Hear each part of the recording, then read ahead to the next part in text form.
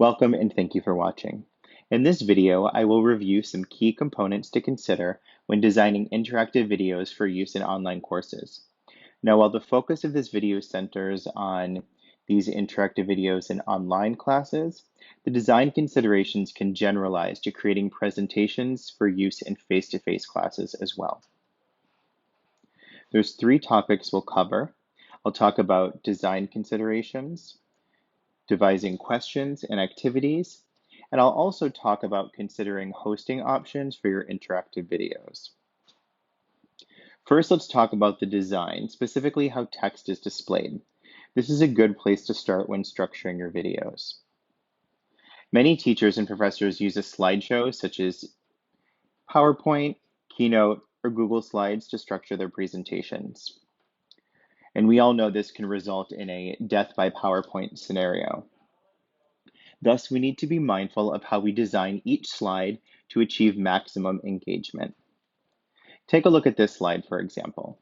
You'll see there's a lot of text, there's so many words. In fact, you probably stopped listening to me and you just started reading the content instead and completely tuned me out. This is a very quick way to disengage your students. Instead, you're going to want to use animation options or just add more slides so that you're only displaying one piece of information at a time. This will help with engagement because the slides will be moving at a quicker pace, and keeping the same slide or image displayed for a long period of time can lead to disengagement. Using the previous example, let's do a little redesign and see if we can make that content come across better. So see how this is structured. So now I have one piece of information, so one of those bullet points at a time. And you'll see now each slide has a separate bullet point that goes through. You'll want to be mindful of matching your narration with the on-screen text that's going through, so you'll see how that worked. Now, despite that change, it still wasn't really the best. It was better, but there's still a few more things that we can do to make it even more engaging. So let's just start off with something very simple and just looking at the positioning of the text. So you'll see here, watch how the text in white jumps around between the slides.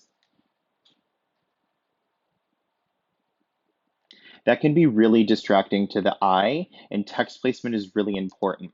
It's better for your eye if when you're moving through different pieces of text, it comes forward in a predictable place.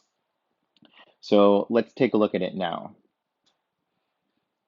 You'll now see that the text isn't jumping around anymore. When you have the text in a different place, the viewer's eyes have to adjust and try to predict where it will be, and that's distracting, and it takes them out of the video, and that definitely decreases engagement. So let's make a few more changes to maximize engagement with this content. So let's take a look at a few different things we can do in displaying the information. So you'll see here, we've now taken out the long explanation that followed rich and varied learning experiences. So you can mention it here, and then you can bring it in. So you'll see that this is less overwhelming. It gives the viewers time to listen, to read the screen, because they're going to read it anyway, and then you can be in charge of when the additional content is then added. But let's make another change because even still, there's still a lot of text here. So we're just kind of adding all these different changes as layers to it. So the pink title is a bit distracting. It's kind of taking us away from the content. And once you know what the title is for those bullet points, you don't need to keep it in there because we know what it is because we're talking about it. So when we use this slideshow software, typically we just want to put a title on every slide so everyone knows exactly like what this is. But instead of putting the title on the slide, we can put the title before the slide.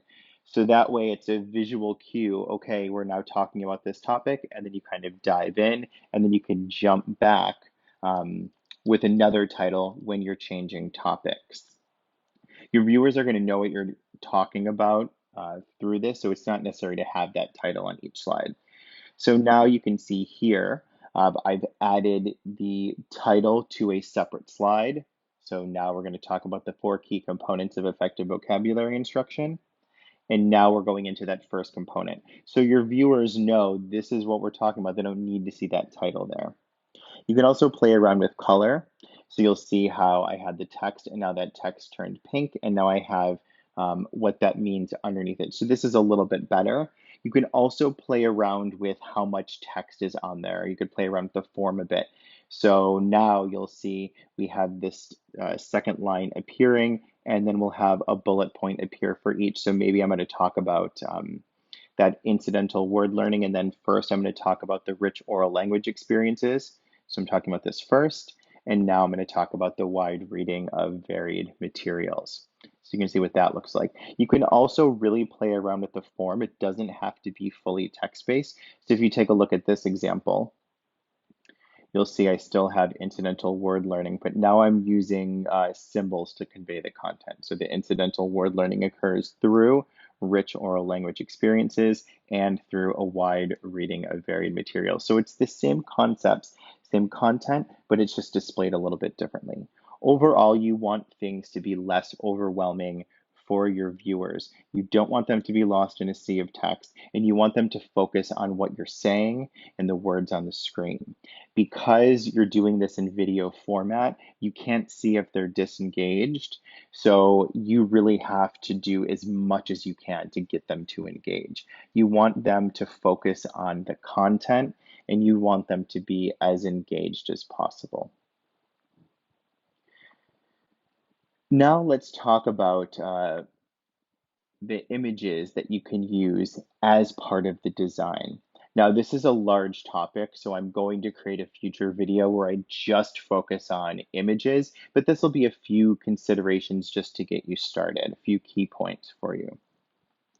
So you'll want to use images to enhance your text. So here we have this piece of text here, and you'll see that we've added this image to make it a little bit more engaging. Now, there's some things you do want to avoid when selecting your images. Make sure that they're not pixelated. Make sure that they're not stretched. And make sure that they're not watermarked. So I call these visual typos. They're basically the equivalent of spelling or grammatical errors. So to avoid things being pixelated, you really need to make sure you're choosing large images, not small ones, because if you go to stretch a smaller image, it'll become pixelated. You also want to make sure that if it is being stretched, it's staying proportional and isn't actually like stretching horizontally or vertically. You also really just please don't use clip art. Just don't. It's just not good, very cheesy. So use actual photos instead. Now you'll see this image is better. It's clear, it's in HD quality, but you notice it might be a bit distracting just because of the border of the image in that blue space. So it is a great picture, but it still might be a little bit distracting. So one thing you might want to consider is using instant alpha or images with transparent backgrounds. So consider the design of the entire slide on the screen and look at it like a work of art. You want all of the elements to work together rather than compete with one another. You can even layer pieces or use animation to express deeper meaning. So you can see here, I've added in those bars that slowly kind of appear as you're talking. So you can kind of play around with that as well. But in general, you want to make sure, as I said, that everything is working together as a whole and not fighting with one another. The next piece is devising questions. So if you are creating a video, to make it interactive, you need your viewer to be doing something over the course of the video. And this is where questioning or other tasks can really come into play. So one thing you can do is a pause and respond. So you're splitting up your content with questions to engage the students. You could have multiple choice questions or short answer. If you're not using a designated program, and I'll talk about a program option a bit later, you want to provide directions on how this should look. So do they have a sheet that they're going to download in advance and kind of answer? Or are they doing that somewhere digitally as they're watching the video? So all of those protocols should be set in place before the video. You might actually need to make a video on how to respond. And you'll want to keep that response method consistent over the life of the course, uh, just because too many changes can be too overwhelming for the students. Now, importantly, you're going to need to cue the viewers and tell them to pause the video rather than just saying it and responding it. So you want to have that on the screen. So for example, if this was your multiple choice question that you're saying to them, you also want to have it displayed with text as well. Now, I'm sure that you probably want to know the answer to this question, so I have provided the answer for you, so you don't need to stop the video and take to Google to figure it out. Another option you can do is guided notes. So you can provide those for students to fill out. Just make sure that you provide space for them to do so and reminders to pause. So you might say, okay, you're going to pause the video and fill out section A in your guided notes at this time. You know, something like that. So you're going to be giving them those cues. It's a good idea to add activities to your interactive videos, giving them a way to take the content they've learned and then apply it. Because if they're applying it right after they've learned it, there's a greater chance of them acquiring that knowledge. So if you are going to be assigning activities during your video, keep time in mind for the activities that you plan on using, because based on the length, that can have an impact on engagement as well. So let's say you have one video, and in this video, you have 3 separate activities that you want them to do. Well, maybe the first activity is going to take 20 minutes. So now they've got the video on pause. It's sitting there. They're going and doing their activity. They come back. Maybe they've accidentally closed a tab. Now they have to go and find where it needs to be. So instead, you might want to create several shorter videos. So you can have a video and then you have your activity at the end of the video. So instead of just doing one long video, now you're going to do 3 shorter videos and your activity will be at the end. That way, watch the video.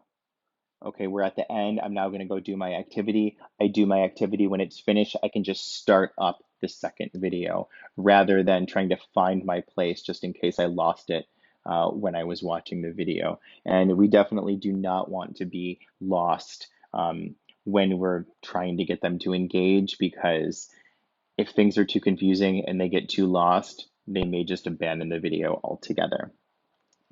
Now, you may want to consider using a hosting platform for your videos. So one example is Edpuzzle, and this actually allows you to integrate questions and narration right into your video. You can also put links to take you to other places. And this way you don't necessarily have to put the questions directly in the video, because you can add them on afterwards. One of the benefits to using a platform like this is you can take pre-existing videos that you can find online, like on YouTube or Khan Academy or other places, and then go ahead and add questions to those. This particular platform tracks engagement and has a built-in gradebook and other features that you might be interested in. I will have a separate video kind of going through this platform as an option, so you can check that out as a later time. Thank you for watching. I hope that this video was helpful for you, and stay tuned for more.